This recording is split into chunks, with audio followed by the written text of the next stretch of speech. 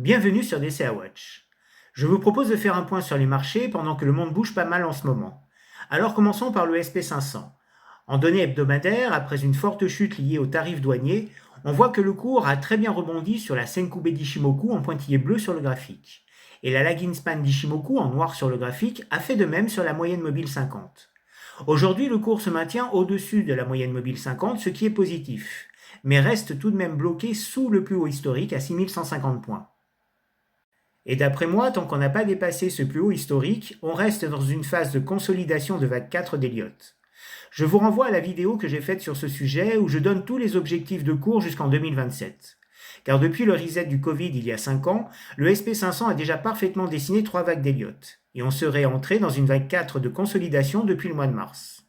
Et à mon sens, on devrait revenir vers les 5500 points cet été avec la fin du moratoire sur les tarifs douaniers. En tout cas, c'est le scénario que je privilégie. Si on regarde plus précisément, le MACD est revenu en territoire positif. Il affiche une tendance positive à moyen terme après avoir indiqué un signal d'achat il y a quelques semaines. De son côté, le RSI est supérieur à 50 mais sans surachat, ce qui laisse un potentiel de hausse. Ceci dit, le SP500 reste bloqué sous la résistance des plus hauts historiques vers 6150 points et pourrait repartir facilement à la baisse, notamment si la situation géopolitique s'aggrave. On a déjà eu ce cas lors de la précédente zone d'achat en août 2022. En effet, le premier signal d'achat n'a été confirmé que 3 mois plus tard. Donc pour l'instant, je préfère rester prudent.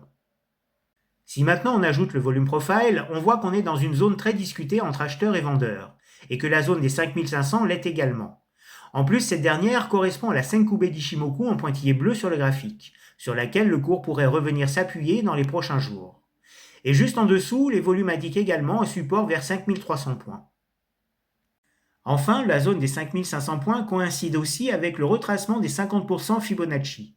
Donc pour le dire clairement, je vois mal le SP500 dépasser son plus haut historique dans la situation actuelle.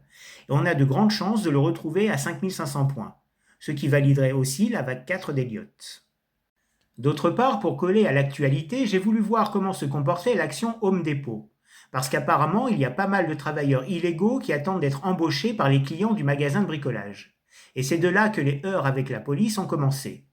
Je vous mets en description des articles et des vidéos sur ce sujet qui ont été réalisés à des dates différentes. Donc revenons à l'action Home Depot. On voit clairement qu'elle sous-performe le SP500 sur le dernier mois et accélère sa baisse depuis quelques jours. Mais c'est également le cas des supermarchés Walmart et de McDo. Donc le secteur de la consommation est plutôt en berne depuis un mois. Par contre, ce n'est pas le cas pour IBM, par exemple, du secteur technologique, ni pour ABV pour la santé, ni Exxon pour l'énergie, ou encore Prudential pour la finance du côté des assureurs. Leur évolution respective est tout à fait conforme avec celle de l'indice américain.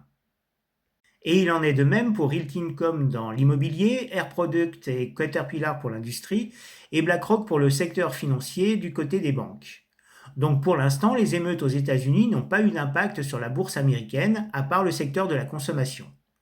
Je dois préciser que j'ai fait ces copies d'écran avant que la situation au Moyen-Orient ne dégénère, ce qui évite de mélanger les sujets et leurs impacts. Intéressons-nous maintenant au CAC 40. Le MACD est positif, mais en passant sous son signal, il indique un retournement de tendance à la baisse avec prise de bénéfice, puisque le cours est inférieur à son EMA 13. En fait, le cours évolue juste au milieu de son range, entre 7000 et 8200 points, et se retrouve collé à la Senkubei d'Ichimoku en pointillé bleu. Et ce manque de conviction est confirmé par le RSI qui se contente de suivre depuis plusieurs semaines la ligne des 50. Si on ajoute le volume profile, on constate qu'on se situe actuellement sur une zone support qui se renforce à chaque fois qu'on perd 100 points jusqu'à 7300 points environ. Donc pour moi, si on casse à la baisse la Senkubei d'Ichimoku, on devrait voir le CAC 40 baisser en escalier par tranche de 100 points. Mais le plus frappant, c'est de voir le CAC 40 faire du surplace depuis 1 an et demi. Et c'est justement depuis début 2024 que la bourse française se fait distancer par le SP500, alors que depuis le Covid, elles étaient plutôt bien corrélées. Alors bien sûr, on peut y voir l'impact négatif de la dissolution de l'Assemblée en 2024 et des incertitudes politiques. Mais il faut aussi prendre en compte la chute vertigineuse de LVMH alors que le titre représente à lui seul 12 à 15% de l'indice. En un peu plus d'un an, le cours du géant du luxe a été divisé par deux. Et pour l'instant, rien n'indique une remontée du cours qui a cassé à la baisse le support des 550 euros. Le MACD indique clairement une tendance négative et le RSI, quant à lui, tangente la ligne de survente depuis plus d'un mois. Très dépendant du marché asiatique, les tarifs douaniers ont plombé encore plus la tendance négative du titre, et par là même le CAC 40 dans son ensemble. Par contre, du côté de l'or, on s'envole toujours plus haut depuis son dernier signal d'achat fin 2023. Il commençait un peu à marquer le pas ces dernières semaines, mais les tensions géopolitiques actuelles lui font atteindre des sommets. Quoi qu'il en soit, il me semble que c'est trop tard pour en acheter car le cours part en exponentiel. Et on peut aussi remarquer une légère divergence baissière avec le RSI. Alors c'est très léger, mais il faut quand même le noter. Et puis, je voulais aussi regarder le cours de l'argent car il bouge pas mal en ce moment. Il a en effet quitté à la hausse et plutôt fortement son précédent range. Le MACD indique une tendance positive depuis le dernier signal d'achat début 2024. Et le RSI n'a pas encore atteint sa zone de surachat, ce qui laisse encore du potentiel à la hausse. Et si on dézoome sur les 10 dernières années, on voit qu'en 2020, après le Covid, il y a eu un fort rattrapage de l'argent par rapport à l'or en termes d'évolution de cours, et qu'on serait peut-être en train de vivre la même chose en ce moment.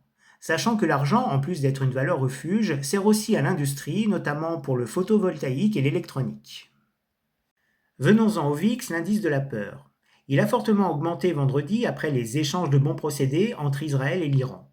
Mais malgré les très fortes tensions au Moyen-Orient et la hausse du baril qui en a découlé, la hausse du VIX, donc de la peur, reste modérée.